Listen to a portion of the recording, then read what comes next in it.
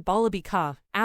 Her name was Suleka, but since her childhood everyone had been calling her Bholi, the simpleton. She was the fourth daughter of Numberdar Ramlal. When she was 10 months old, she had fallen off the cot on her head and perhaps it had damaged some part of her brain. That was why she remained a backward child and came to be known as Bholi, the simpleton. At birth, the child was very fair and pretty, but when she was 2 years old, she had an attack of smallpox. Only the eyes were saved, but the entire body was permanently disfigured by deep black pockmarks. Little Suleka could not speak till she was 5, and when at last she learnt to speak, she stammered. The other children often made fun of her and mimicked her. As a result, she talked very little. Ramlal had 7 children, 3 sons and 4 daughters, and the youngest of them was Bholi. It was a prosperous farmer's household and there was plenty to eat and drink. All the children except Bholi were healthy and strong. The sons had been sent to the city to study in schools and later in colleges. Of the daughters, Radha, the eldest, had already been married. The second daughter Mangla's marriage had also been settled, and when that was done, Ramlal would think of the third, Champa. They were good-looking, healthy girls, and it was not difficult to find bridegrooms for them. But Ramlal was worried about Bholi. She had neither good looks nor intelligence.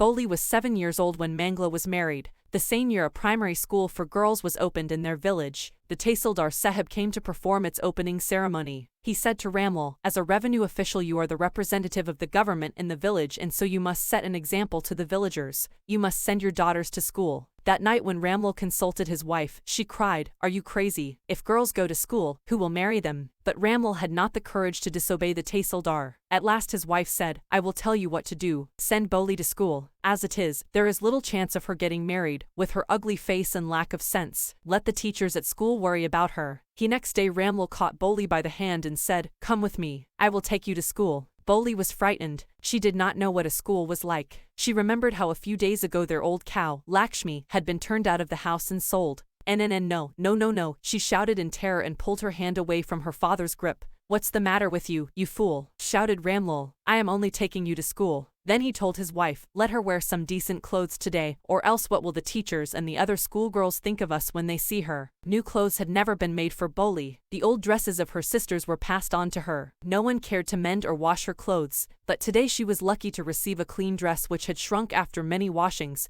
and no longer fitted Champa. She was even bathed and oil was rubbed into her dry and matted hair. Only then did she begin to believe that she was being taken to a place better than her home. When they reached the school, the children were already in their classrooms. Ramlal handed over his daughter to the headmistress. Left alone, the poor girl looked about her with fear-laden eyes. There were several rooms, and in each room girls like her squatted on mats, reading from books or writing on slates. The headmistress asked Bholi to sit down in a corner in one of the classrooms. Bholi did not know what exactly a school was like and what happened there, but she was glad to find so many girls almost of her own age present there. She hoped that one of these girls might become her friend. The lady teacher who was in the class was saying something to the girls, but Bholi could understand nothing. She looked at the pictures on the wall. The colors fascinated her. The horse was brown just like the horse on which the Tahsildar had come to visit their village. The goat was black like the goat of their neighbor. The parrot was green like the parrots she had seen in the mango orchard. And the cow was just like their Lakshmi. And suddenly Bholi noticed that the teacher was standing by her side, smiling at her. "What's your name, little one?" "Bobo." She could stammer no further than that. Then she began to cry and tears flowed from her eyes in a helpless flood. She kept her head down as she sat in her corner, not daring to look up at the girls who, she knew, were still laughing at her. When the school bell rang, all the girls scurried out of the classroom. But Bholi dared not leave her corner. Her head still lowered, she kept on sobbing. "Bholi," the teacher's voice was so soft and soothing. In all her life she had never been called like that. It touched her heart. "Get up," said the teacher. It was not a command, but just a friendly suggestion. Bholi got up. "Now tell me your name." Sweat broke out over her whole body. Would her stammering tongue again disgrace her? For the sake of this kind woman, however, she decided to make an effort. She had such a soothing voice, she would not laugh at her.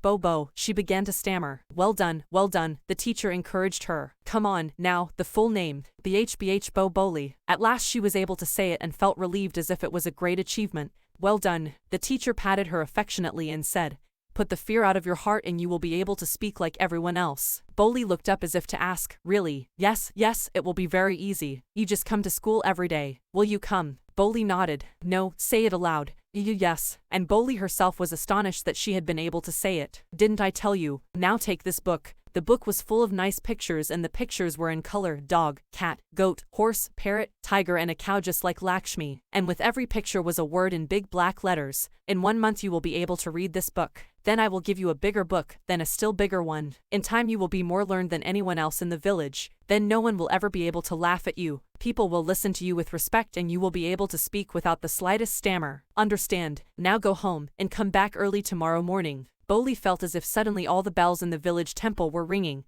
and the trees in front of the schoolhouse had blossomed into big red flowers. Her heart was throbbing with a new hope and a new life. Thus the years passed. The village became a small town. The little primary school became a high school. There were now a cinema under a tin shed and a cotton ginning mill. The mail train began to stop at their railway station. One night, after dinner, Ramlal said to his wife, "Then, shall I accept Bishamber's proposal?" "Yes, certainly," his wife said. "Bholi will be lucky to get such a well-to-do bridegroom. A big shop, a house of his own, and I hear several thousand in the bank. Moreover, he is not asking for any dowry." "That's right, but he is not so young, you know, almost the same age as I am, and he also limps. Moreover, the children from his first wife are quite grown up. So what does it matter?" His wife replied, 45 or 50, it is no great age for a man. We are lucky that he is from another village and does not know about her pockmarks and her lack of sense. If we don't accept this proposal, she may remain unmarried all her life. Yes, but I wonder what Bholi will say. What will that witless one say? She is like a dumb cow. Maybe you are right, muttered Ramlal. In the other corner of the courtyard, Bholi lay awake on her cot, listening to her parents' whispered conversation. Bishamber Nath was a well-to-do grocer. He came with a big party of friends and relations with him for the wedding. A brass band playing a popular tune from an Indian film headed the procession, with the bridegroom riding a decorated horse. Ramlal was overjoyed to see such pomp and splendor. He had never dreamt that his fourth daughter would have such a grand wedding. Bholi's elder sisters who had come for the occasion were envious of her luck. When the auspicious moment came, the priest said,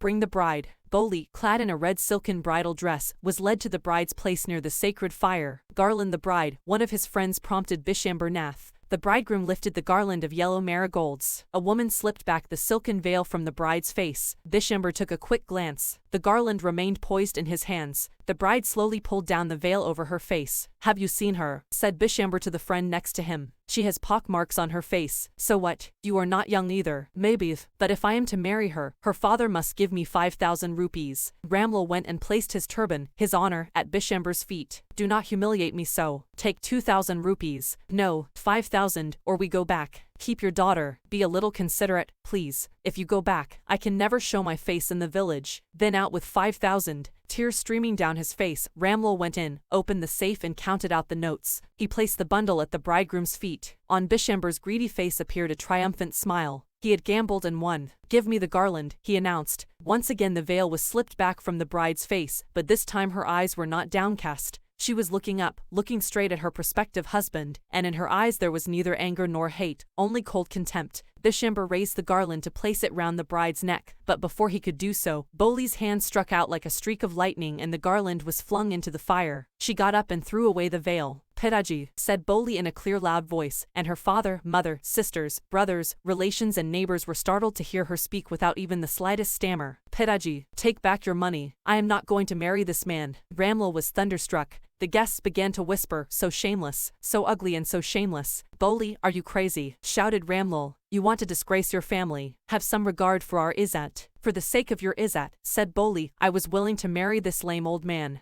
But I will not have such a mean, greedy and contemptible coward as my husband. I won't, I won't, I won't." What a shameless girl. We all thought she was a harmless dumb cow. Bholi turned violently on the old woman. "Yes, auntie, you are right. You all thought I was a dumb, driven cow. That's why you wanted to hand me over to this heartless creature. But now the dumb cow, the stammering fool, is speaking. Do you want to hear more?" Bishamber Nath, the grocer, started to go back with his party. The confused bandsman thought this was the end of the ceremony, and struck up a closing song. Ramlal stood rooted to the ground, his head bowed low with the weight of grief and shame. The flames of the sacred fire slowly died down. Everyone was gone. Ramlal turned to Bholi and said, "But what about you? No one will ever marry you now. What shall we do with you?" And Sulekha said in a voice that was calm and steady, "Don't you worry, Pitaji. In your old age I will serve you and mother, and I will teach in the same school where I learnt so much. Isn't that right, ma'am?" The teacher had all along stood in a corner, watching the drama. "Yes, Bholi, of course," she replied, and in her smiling eyes was the light of a deep satisfaction that an artist feels when contemplating the completion of her masterpiece.